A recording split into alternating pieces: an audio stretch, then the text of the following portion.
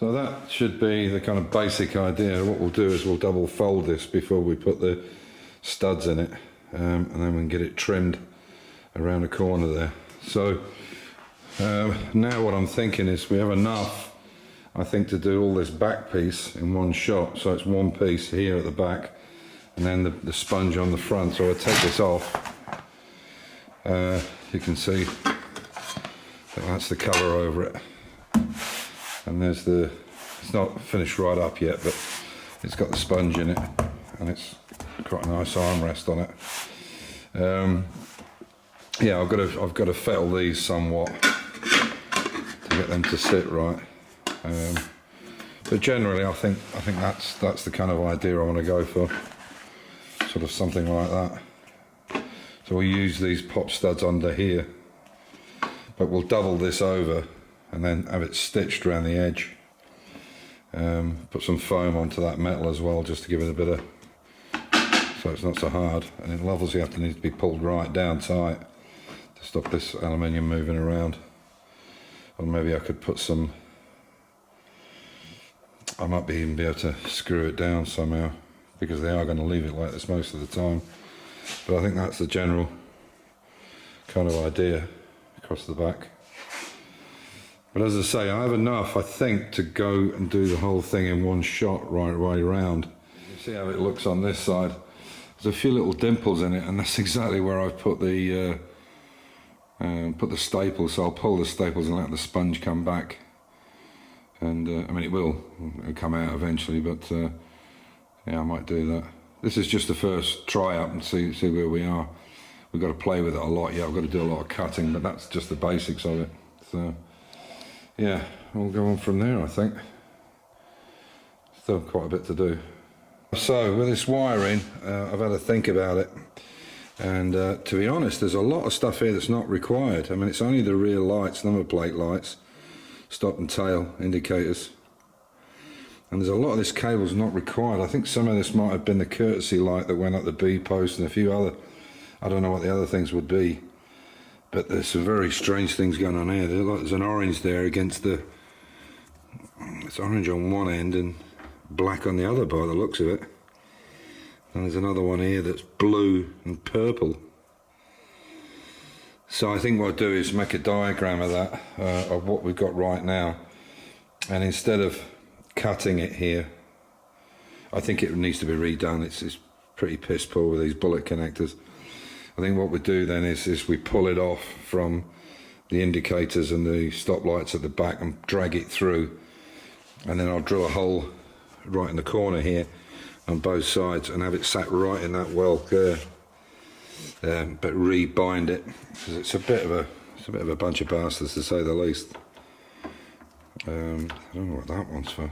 That looks like a speaker wire. So I think we'll sort out what we don't need and chop that out, which will reduce the bundle a bit, and then go from there. And then we can get this right back up in the corner where it should be, and right along this edge down through the box cross section, or the box section, and then back out and through. I think that's the way I'm going to have to go with it, because it really is quite messy. Yeah, I mean, it's just sitting in there. Obviously it's not the right shape. But when it's pulled down tight, it is right on the money, so pretty happy with that. And maybe bring that up just slightly as well. Anyway, it's coming. So I cut the sponge around the back, still not spot on, but it's getting closer. What I'll do is I'll glue these ends on it, and then when we wrap it, we can pull the sponge a little bit tight. It's a little bit higher up. And I need it, but by the time it's pushed down, the cushion is pushed down, it should be just about in line, hopefully. Some of the leather's on it. So probably what will happen is the vinyl will come up, over, tuck underneath, and completely encapsulate the foam. And then what we'll do then is put a Velcro strip on it, so that when you take this off, the studs will hold it here, and then the Velcro will hold it down onto the base, or even pop studs maybe, depends on how tight this is around the corner. So I just want to see how much we can stretch this vinyl. That's the real key. So I've stretched this vinyl the best way I can. I want to leave enough so that we can fold it back on itself. And there's a massive fold inside here, probably up to about there somewhere. But I just want to see roughly where it would come to. And I think it will do it because if I pull it down, it seems to come quite nice on the corners. Also, there's going to have to be a bit round there where the edging strip is. But I think that might do it. And it's the same on the other side. I've got it the same length. And the pieces that I've cut off, I've got enough to do the door checks here on both sides, and go up here and on the other side as well. So I think we might be all right. And it won't probably come as far forward as that. We'll probably cut that back a bit as well, probably to half of that, I think.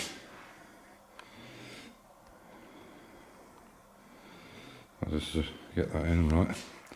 Yeah, I'll probably come back to sort of halfway on that. So now what I need to do is leave enough overhang here and cut out the centerpiece. So I'll cut it down a bit now. That is roughly where the coach line is, or the swage line is there.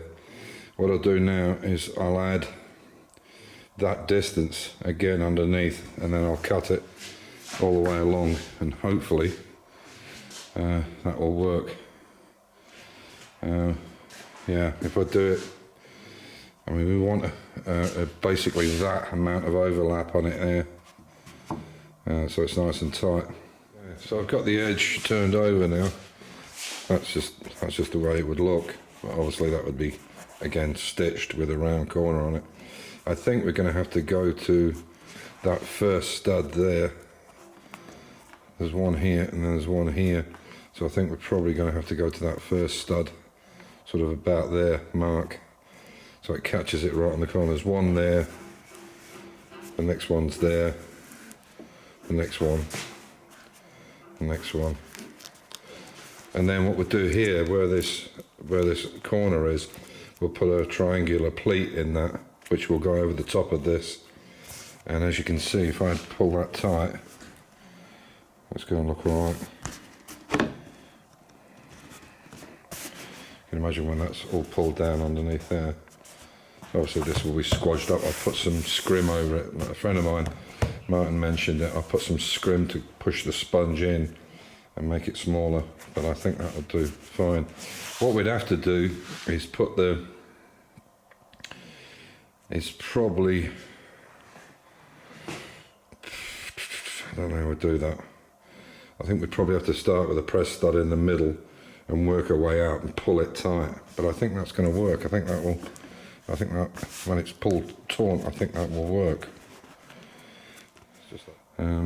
So I'll see if I can talk to an upholsterer that I know, if not, or maybe the seamstress, I don't know, I think that's thin enough. I think you could probably get a seamstress needle through that, I don't know, it's not that thick. Really? I don't know. I'll take some down to her and ask her if she can put it through the machine, and then we'll mark everything and we'll go from there. So I think I'll call it a day. There's plenty left over, as I said, to do these edges here. There's nothing needs to go in the back because the seat swab sits in that. The carpet will go right up into the corner. The chair overhangs this piece anyway.